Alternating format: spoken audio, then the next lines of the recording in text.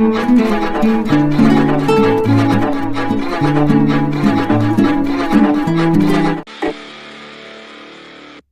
दोस्तों, पाकिस्तान में इस वक्त गजब ही हो रखा है और सवाल पूछा जा रहा है कि क्या 2026 की शुरुआत में ही पाकिस्तान टूट जाएगा। क्या पाकिस्तान में भयंकर बगावत हो रखी है। ऐसा लग रहा है कि पाकिस्तान के नक्शे से एक हिस्सा मानो गायब हो जाएगा और उस हिस्से का नाम है बलूचिस्तान।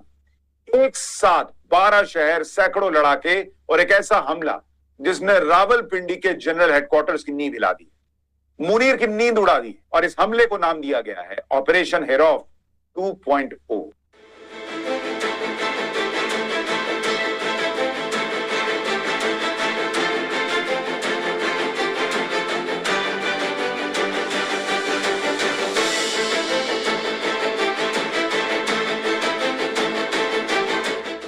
क्या पाकिस्तान की सेना अपने ही देश में हार रही? क्यों जनरल मुनीर के सैनिक बलूच लड़ाकों को देखते ही भाग रहे हैं?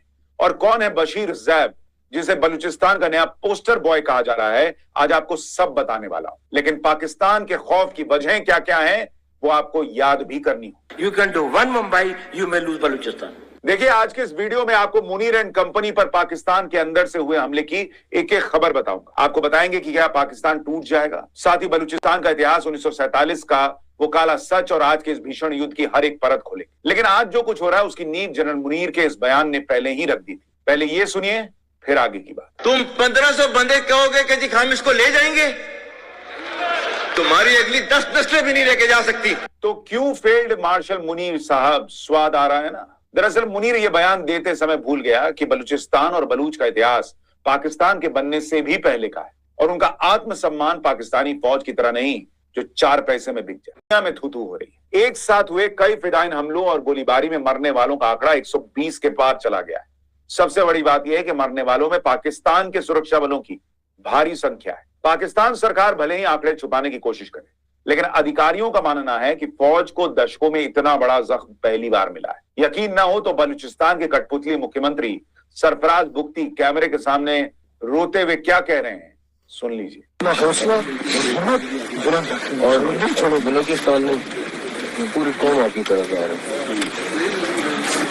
है। हमलों का तालमेल इतना सटीक था कि एक ही समय पर पुलिस स्टेशन, जेल और फौज के हेडक्वार्टर को निशाना बनाया गया। मस्तुंग में तो बलूच लड़ाकों ने सरेआम जेल तोड़कर अपने 30 से ज्यादा साथियों को आजाद करा लिया। पाकिस्तान की सेना जो खुद को बहुत मजबूत बताती है, अपनी नाक के नीचे अपनी ही जेल और चौकियों को बचाने में नाकाम है। क्वेटा से लेकर नुश्की तक हर तरफ से धमाकों और गोलियों की ही आवाज सुनाई दे रही थी।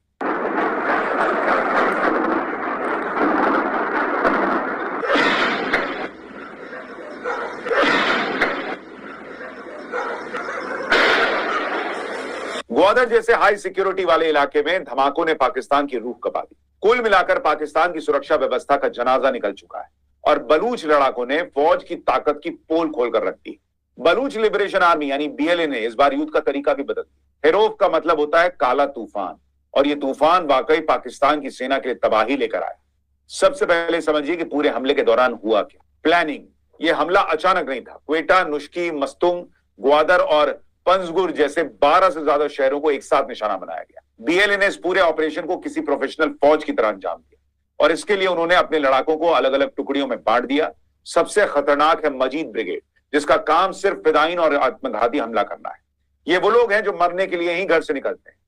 फिर आती है फतेह स्क्वाड, जिसका काम होता है पाकिस्तानी सेना की चौकियों पर सीधा धावा बोलना और उन पर कब्जा कर लेना।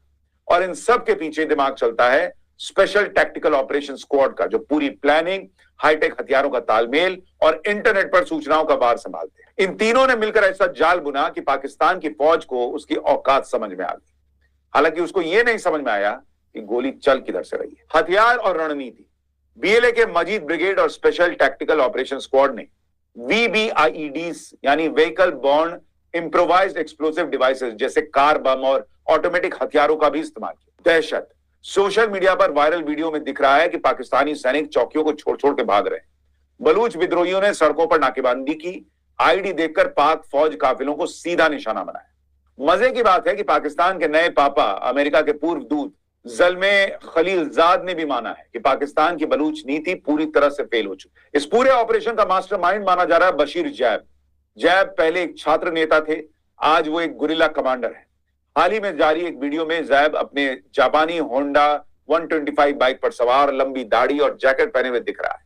ये वीडियो एक मैसेज है कि बलूच नेता गुफाओं में नहीं बल्कि जमीन पर आमने सामने की जंग लड़ रहा है। कुर्बान मरे पदानुम सलो करे, हिम्मत केरे, हौसला बिठपेरे, हर मांग कपेरे, ना उम्मीद मफेरे, गमजद मफेरे, दा जोदे, दा कारवाने, दा खान ज्यादा तेज दे रे, दा खान ज्यादा मुस्ती दे रे, दा खान ज्यादा जेबा दे रे, दा नुमा अमानत ते, दा शहीदता तिरो को अमानत से दाटे इच। ऑपरेशन हेरॉफ 2.0 के इस हमले में सबसे चौंकाने वाली बात है महिलाओं की सक्रिय भागीदारी।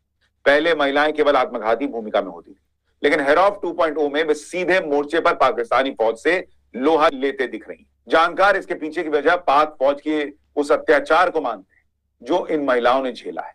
1947 से अब तक बलूच महिलाओं के साथ रेप, उनके पिता, भाई या पति को पाकिस्तानी सेना ने जबरन गायब किया, और सबसे पुराना तरीका है जिससे पाक फौज बलूचिस्तान फ्रीडम मूवमेंट को खत्म करना चाहती है। यही व्यक्तिगत दर्द अब आक्रोश बनकर बंदूकों से निकल रहा है।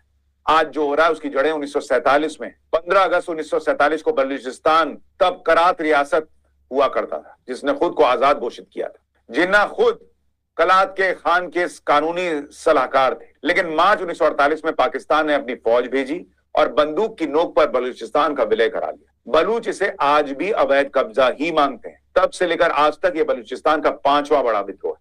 इस ऑपरेशन ने पाकिस्तानी सेना का खून इसलिए पानी कर दिया क्योंकि बलूच लड़ाके अब सिर्फ पहाड़ों में छिप नहीं रहे बल्कि चुन चुन कर मार रहे हैं। हेरोफ 1.0 के दौरान मुसाखेल में जो हुआ उसने पूरे पाकिस्तान को हिलाकर रख दिया। लड़ाकों ने हाईवे पर बसें रोकी और किसी फिल्मी सीन की तरह सबके आईडी कार्ड चेक किए। उन्होंने बलूच और पंजाबियों को अलग अलग किया और जैसे ही कंफर्म हुआ कि 22 लोग पंजाब प्रांत के रहने वाले, उन्हें वहीं खत्म कर दिया। यह हमला सीधा मैसेज था कि बलूच अब पंजाब, जो पाकिस्तान की सत्ता का केंद्र है, उसको अपना सबसे बड़ा दुश्मन मानते हैं। 2006 का वो साल जब जनरल परवेज मुशर्रफ ने सबसे बड़ी गलती, 79 साल के नवाब अकबर खान बुख्ती, जिन्हें शेर बलूच कहा जाता था, उन्हें मुशर्रफ ने एक स्ट्राइक में मरवा दिया। बुख्ती की शहादत ने बलूचिस्तान के हर घर में विद्रोह की मशाल जला दी। आज के युवा लड़ाके खुद को बुख्ती का वारिस मानते हैं। पाकिस्तान की सेना दावा कर रही है कि उन्होंने 90 से ज्यादा विद्रोहियों को मारा, लेकिन हकीकत कुछ और बयां कर रही है। बलूच लड़ाकों ने रेलवे ट्रैक उखाड़ दिए और मुख्य हाईवे को 24 घंटे से ज्यादा समय तक अपने कब्जे में रखा।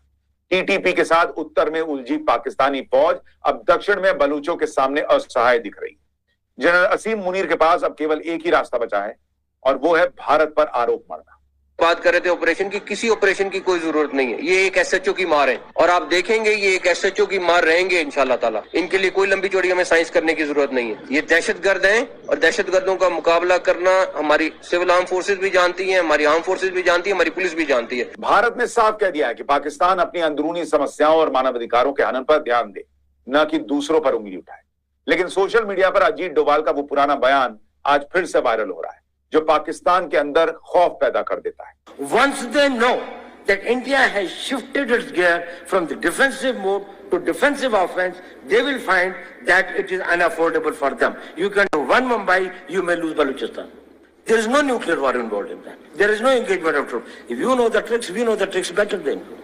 अजीत डोभाल ने सालों पहले पाकिस्तान को 2 टूक चेतावनी देते हुए कहा था कि तुम एक तरफ मुंबई करोगे तो बलूचिस्तान खो दोगे। आज भी पाकिस्तान के दिलों में डर पैदा कर देता है ये बयान, और उसका क्या कारण है वो बता रही है पाकिस्तान और आतंकवाद विशेषज्ञ माने जाने वाली Christine fair. Ajit Doval, who is the National Security Advisor, I'm a personal fan of Ajit Doval. He's actually from the spook side of things. He's not a politician. He's a spook. He's a covert operator. He knows how these Pakistanis work, and the Pakistanis know who he is, and they're afraid of him. In fact, आज बलूचिस्तान के हालात देखकर ऐसा लग रहा है कि जैसे उनकी वो बात पाकिस्तान के गले की हड्डी बन गई है। डोभाल का यह ऑफेंसिव डिफेंस वाला अंदाज हमेशा से पाकिस्तान को चुभता रहा है, क्योंकि डोभाल समझते थे कि जो हालात बलूचिस्तान में हो रहे हैं वहां भारत कुछ करे ना करे, बलूचिस्तान खुद ही अपनी आजादी की लड़ाई लड़ लेगा। अब जब वहां की फौज अपने ही इलाकों में पिट रही है पाकिस्तान की, तो दुनिया को डोभाल की भाई भविष्यवाणी याद आ रही है। बलूचिस्तान में जो हो रहा है वो सिर्फ कानून व्यवस्था का मसला नहीं है, ये एक राष्ट्र की पहचान और संसाधनों की लड़ाई है। पाकिस्तान ने दशकों तक बलूच लोगों को गायब किया, उन्हें प्रताड़ित किया। संसाधनों की लूट के किस्से इस्लामाबाद से बीजिंग तक आम है, और आज वही दर्द एक काले तूफान यानी हेरॉफ के तौर पर सामने खड़ा है। यहां ये बात ध्यान रखिएगा कि बलूच अपनी आजादी तक रुकने वाले नहीं है और इसलिए मुनीर के लिए संकट बहुत बड़ा है। इसी बीच अगर पाकिस्तान के खिलाफ भारत ने ऑपरेशन सिंदूर पार्ट 2 शुरू कर दिया तो सोचिए इनका क्या होगा। आपकी राय क्या है? वीडियो को लाइक और शेयर करने के बाद कमेंट